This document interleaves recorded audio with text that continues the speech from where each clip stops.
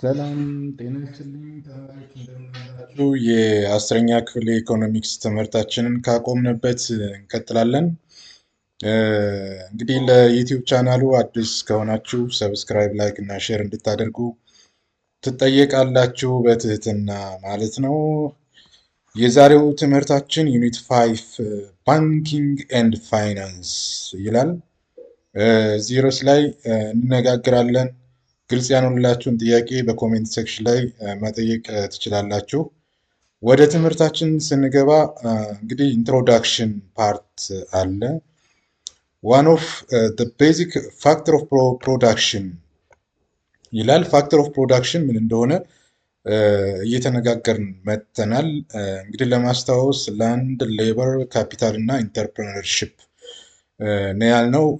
እንግዲህ ከአራቱ ፋክተር ኦፍ ፕሮዳክሽን ውስጥ የምናየው ካፒታል ነው።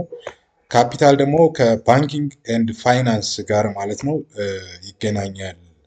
እና ካፒታል ማለት ምን ማለት ነው ስንል አማውንት ኦፍ መኒ ገንዘብ ነው ዛት ፕሮዲውሰርስ ፔይ ፎር አዘር ፋክተር ኦፍ ፕሮዳክሽን ማለት ነው።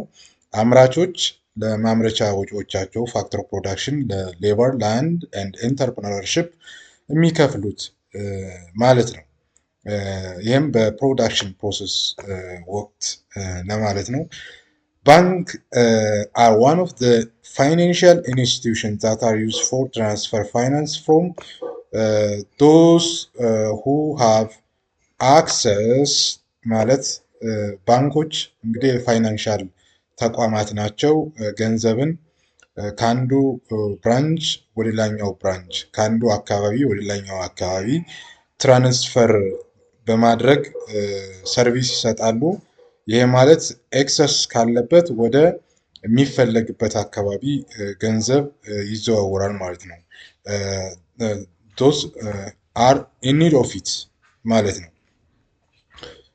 people with excess money will go to finance and put into banks. This is called saving ይባላል። ዜጎች ወይም ሰዎች ማለት ነው ገንዘብ ኤክሰስ ከበቂ በላይ ሲኖራቸው ወዴት ይሄዳሉ? ወደ ፋይናንስ ተቋማት ወደ ባንክ ይሄዱና ገንዘባቸውን ያስቀምጣሉ። ይህንን ሂደት ምን እንለዋለን? ሴቪንግ ወይም ቁጠባ እንለዋለን ማለት ነው። people who faced shortage of money ሰዎች ወይም ዜጎች የገንዘብ እጥረት ሲያጋጥማቸው ፌስ ሾርቴጅ ኦፍ መኒ ማለት will go to the bank and ask for loans ወደ ባንክ ሄዱና ገንዘብ ሲያጥራቸው ደግሞ ምን ይጠይቃሉ? ብድር ይጠይቃሉ ማለት ነው። banks will give money as a loan according to their procedure ሰዎች ባንክን ሲጠይቁ ባንኮች ደግሞ ህጋቸውን ተጠቅመው ገንዘብ ያበድራሉ ማለት ነው። This activity of banks is one example of financial intermediation. ስለዚህ በዜጎች ወይም በሰዎች እና በፋይናንስ በገንዘብ መካከል ላይ ሆነው አገልግሎት ይሰጣሉ ባንኮች ማለት ነው። This unit the issues that will be discussed concerning banks and financial intermediaries are introduction to financial intermediaries, introduction to financial market, financial institution, bank and non-banking financial institutions, historical development of banking sector in Ethiopia, electronic banking, e-banking, indigenous financial institution in Ethiopia, like Equb, Iddir. Therefore, students are expected to think of banks and other financial intermediaries in their locality and their financial as savers of excess money and as lenders those who need the money. እንግዲህ በዚህ ክፍል ውስጥ ማለት ነው የምንመለከተው ስለ ባንክ እና የፋይናንስ ተቋማት ማለት ነው።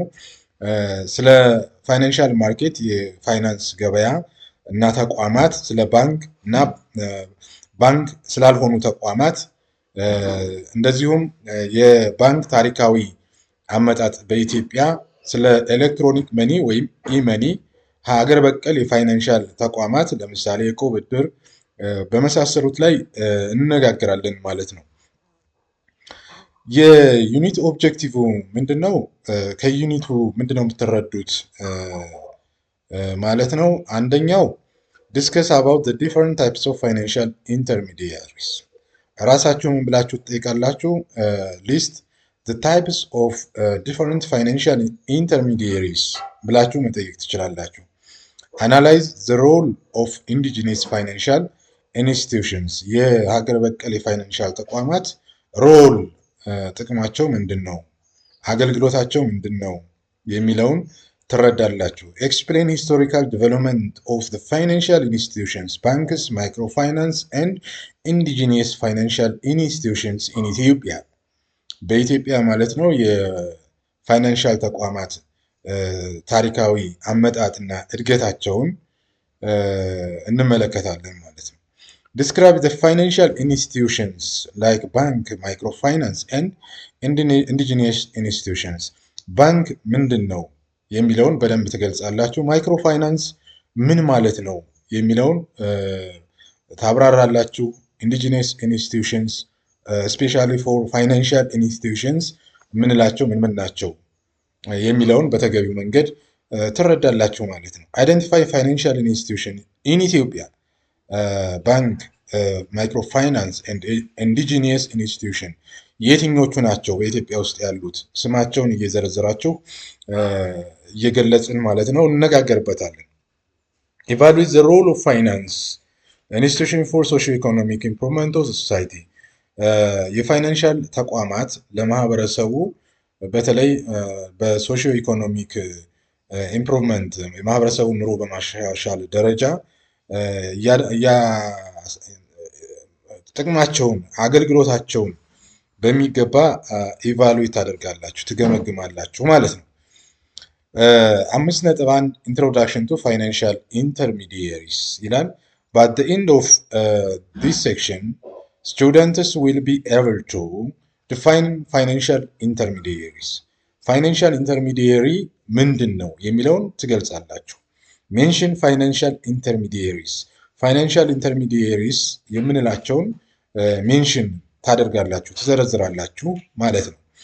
ሊስት ዘ ቤኔፊትስ ኦፍ ፋይናንሻል ኢንተርሚዲየሪስ፣ እያንዳንዱን ፋይናንሻል ኢንተርሚዲየሪ ጥቅም ቤኔፊት ምንድን ነው የሚለውን እንመለከታለን። እንግዲህ ኪ ኮንሴፕት ወይም ቁልፍ ቃላት የምንመለከተው ምንድን ነው? አንደኛው ፋይናንስ ምንድን ነው? ፋይናንሻል ኢንተርሚዲየሪስ፣ ሴቪንግ፣ ቦሮዊንግ፣ ባንክስ፣ ማይክሮ ፋይናንስ ኢንስቲትዩሽን የሚባሉትን በሚገባ ትገልጻላችሁ ማለት ነው።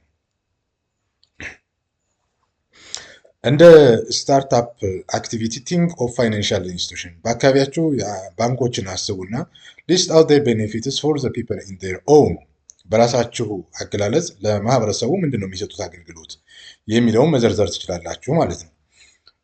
ዋት ኢዝ ፋይናንሻል ኢንተርሚዲየሪ? አሁን ቀጥታ ወደ ትምህርቱ እየገባን ያለ ነው። ፋይናንሻል ኢንተርሚዲየሪ ኢዝ ዘ ኢንቲቲ ዛት አክትስ ዘ ሚድልሜን ቢትዊን ቱ ፓርቲስ in a financial transaction. For instance, Commercial Bank of Ethiopia. እንግዲህ ፋይናንሻል ኢንተርሚዲየሪስ ማለት የሆነ ኢንቲቲ ነው፣ ተቋም ነው፣ በሁለት አካላት መካከል ላይ ተገኝቶ ፋይናንሻል ትራንዛክሽን የሚሰጥ ነው። የገንዘብ ዝውውርን እንትን የሚያደርግ ማለት ነው፣ የሚያቀላጥፍ ተቋም ማለት ነው። ፋይናንሻል ኢንተርሚዲየሪስ ኦፍን ነምበር ኦፍ ቤኔፊትስ ቱ አቨሬጅ ኮንሱመር፣ በርካታ ጥቅሞች አሉት የፋይናንሻል ኢንተርሚዲየሪስ። ለምሳሌ ኮመርሻል ባንክ፣ አቢሲኒያ ባንክ፣ ጸደይ ባንክ፣ ማነው ግሎባል ባንክ ኦር አዋሽ ባንክ፣ ዳሽን ባንክ ኢቲሲ ማለት ነው መጥቀስ እንችላለን። እነዚህ በርካታ ጥቅሞች አሉት ለማህበረሰቡ ማለት ነው። አንደኛው ሴፍቲ ነው፣ ደህንነት በመስጠት። ሁለተኛው ሊኩዊዲቲ ነው። ኤንድ ኢኮኖሚስ ኦፍ ስኬል ኢንቮልቭድ ኢን ባንኪንግ ኤንድ አሰስመንት አሴት ማኔጅመንት ማለት ነው። ሀብትን ለማስተዳደር ጥቅም ይሰጣሉ ማለት ነው። ኢን አዘር ወርድስ ፋይናንሻል ኢንተርሚዲየሪስ ሜዲቴት ቢትዊን ዘ ፕሮቫይደርስ ኤንድ ዘ ዩዘርስ። ፋይናንሻል ኢንተርሚዲየሪ የምንላቸው ሜዲቴት የሚያደርጉ ናቸው። መካከል ላይ ሆነው ፋሲሊቴት የሚያደርጉ ማለት ነው። ለምሳሌ ፕሮቫይደርስ አሉ። ኤክሰስ መኒ ካለበት ወይም ብዙ ገንዘብ ካለበት ክምችት ካለበት ወደ ተጠቃሚው ሾርቴጅ ወደ እጥረት ወዳለበት ሀብትን ምን ያደርጋሉ? ያዘዋውራሉ ማለት ነው።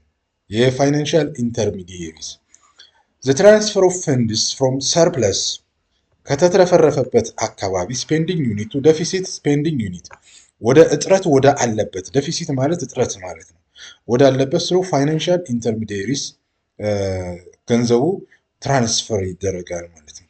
ይህን ነው እንግዲህ ፋይናንሻል ኢንተርሚዲዬሽን የምንለው ማለት ነው። ዋት አር ዘ ቤኔፊትስ ኦፍ ፋይናንሻል ኢንተርሚዲዬሽን? የፋይናንሻል ኢንተርሚዲያሪስ ቤኔፊት ምንድን ነው ብትባሉ፣ አንደኛው ፎር ዲፖዚተርስ ለሚያስቀምጡ ሀብታቸውን ገንዘባቸውን ለሚያስቀምጡ ማለት ነው። ፋይናንሻል ኢንተርሚዲየሪስ ጊቭ ሴፍቲ ኤንድ ኢንተረስት ቦሮዊንግ ለሚያስቀምጡት ገንዘብ ደህንነት ዋስትና በመሆንና እንደዚሁም ደግሞ ወለድ አስልቶ በመስጠት ለዲፖዚተሮች ጥቅም አለው ማለት ነው። ሴፍቲ ሪፈርስ ቱ ዘ ፋክት ዛት the money of the depositors is free from any risk of loss። ስለዚህ ከየትኛውም አደጋ ወይም ከመጥፋት የሚጠበቅበት ነፃ የሆነ ማለት ነው። ባንክስ also pay interest on the money saved at their banks by depositors።